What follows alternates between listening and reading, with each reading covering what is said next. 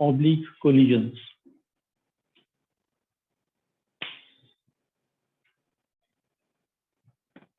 Collisions which are not oblique, they are generally head-on collision. तो दो तरह के collision होते हैं. When bodies moving in a straight line, after collision they continue to move in the same straight line. Such collisions are called head-on collisions. And if the body deviate into different directions after the collision, then such collisions are called oblique collisions. तो इसमें जैसे last time मैं आपको बता रहा था, situation होती है, this is a body say m1 moving with velocity say u1, another body m2 moving with velocity say u2. After hitting, this body goes in some direction and another body goes in some different direction. So m2 goes here with velocity v2, m1 goes here with velocity v1, right? And the angles from the initial direction of motion are say alpha and beta. So what all things are known to us here?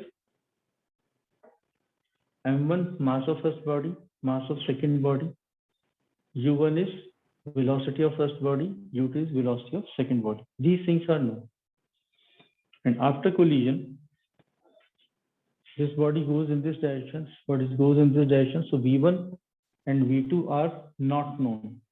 So these two quantities are unknown, which we need to find. And these two angles, alpha and beta, these two angles also we need to find.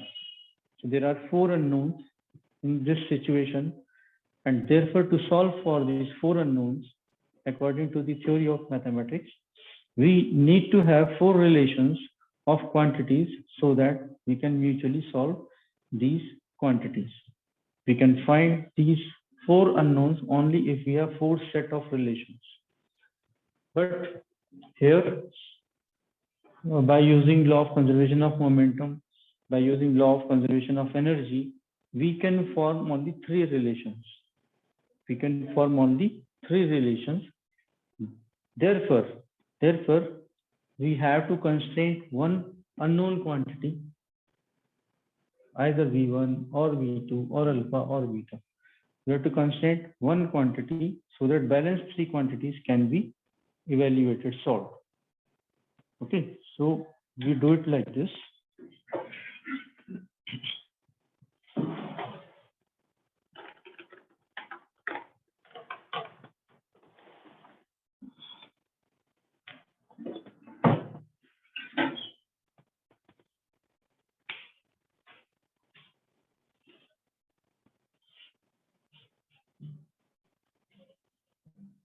Resolve these quantities. So this is momentum. So this is momentum P2. This is momentum P1.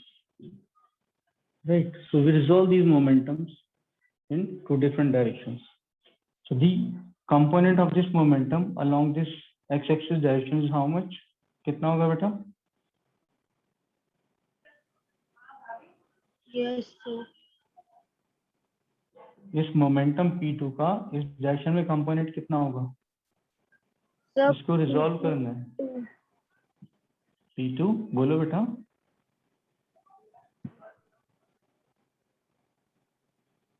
V2. Angle की तरफ कितना component होता है?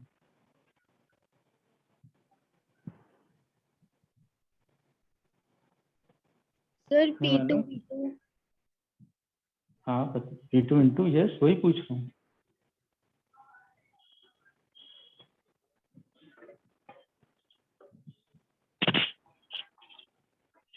Cos component होता है बेटा. P2 cos alpha. Good evening. Good evening बेटा. ठीक है, तो ये जो मोमेंटम है m1 m2 into v2, this is P2. इसको हम अभी रिजॉल्व कर रहे हैं along x axis and along y axis. तो P2 का कितना कंपोनेंट है जो इस तरफ आएगा? That is P2 cos alpha. पुष्प साउंड म्यूट कर दो ओके बेटा। सर। P2 cos अल्फा इस तरफ आएगा, y एक्सिस में कितना कंपोनेंट आएगा? Sir sine by. हाँ, this is P2 sine alpha.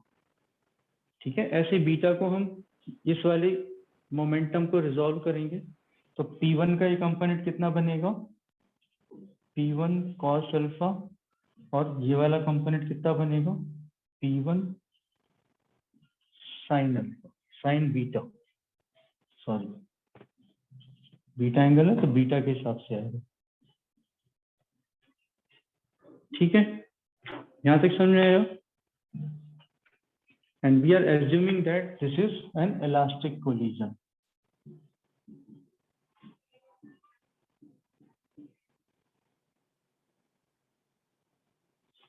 Elastic collision से क्या मतलब होता है?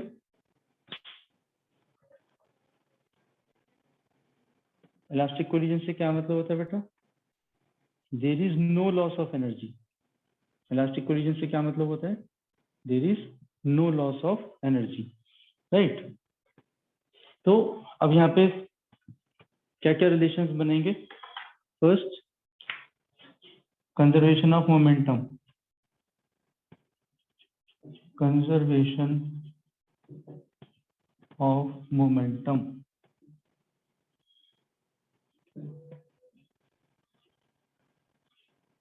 along x axis. तो x एक्सिस में इनिशियल मोमेंटम कितना था? x एक्सिस की डायरेक्शन में इनिशियल मोमेंटम था m1 u1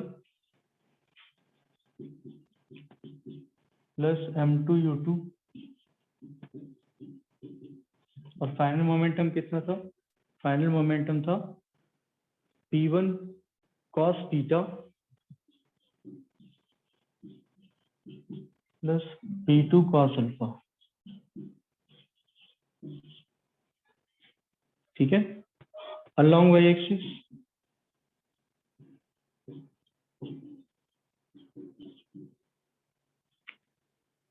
तो जब इनिशियल मोमेंटम इस डायरेक्शन में था तो क्या y एक्सिस की तरफ कोई मोमेंटम था?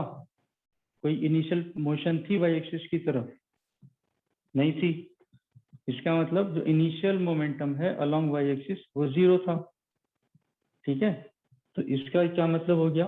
ये वाला मोमेंटम इस मोमेंटम के इक्वल एंड अपोजिट होना चाहिए ताकि दूसरे को बैलेंस कर दें। बैलेंस करेंगे तो इनका सम क्या हो जाएगा? Zero, right? तो ये इसका मतलब हो गया P1 sin beta should be equal to P2 sin alpha. ये दूसरा रिलेशन हो गया।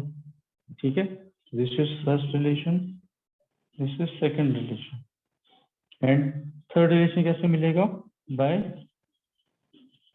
The conservation of energy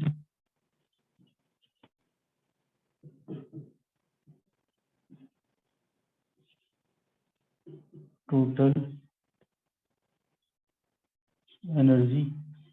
initial energy कितनी थी? Half m1 u1 square plus half m1 v1 square is equal to half m1 sorry initial energy half m1 u1 square plus half m2 u2 square is equal to half m1 v1 square जो final energy है plus half m2 v2 square. Now we have only three relations. ये तीन relation है और unknown है हमारे पास चार, v1, v2, alpha and beta. ठीक है, तो इसमें हमें एक जो कंस्ट्रेंट है, सॉरी एक जो अननोन है उस पर हमें कंस्ट्रेंट लगाना होता है। ठीक है, तो वो कंस्ट्रेंट किस प्रकार से लगाते हैं? या तो हम इन दोनों एंगल का सम एज्यूम कर लेते हैं इतना होगा, या ये वाली बॉडी इस वेलोसिटी से जाएगी, ये एज्यूम कर लेते हैं, या ये वाली बॉडी इस वेलोसिटी से इस एंगल पे जा रही होगी। एक चीज एज्यूम कर लेते हैं तो उसको कांस्टेंट ले लेते हैं, बाकी तीन चीजें उससे इवेल्युएट हो जाती हैं। तो इस प्रकार से ऑब्लिक कोलिजन्स को हम डील करते हैं। ठीक है, ये समझ में आया बेटा?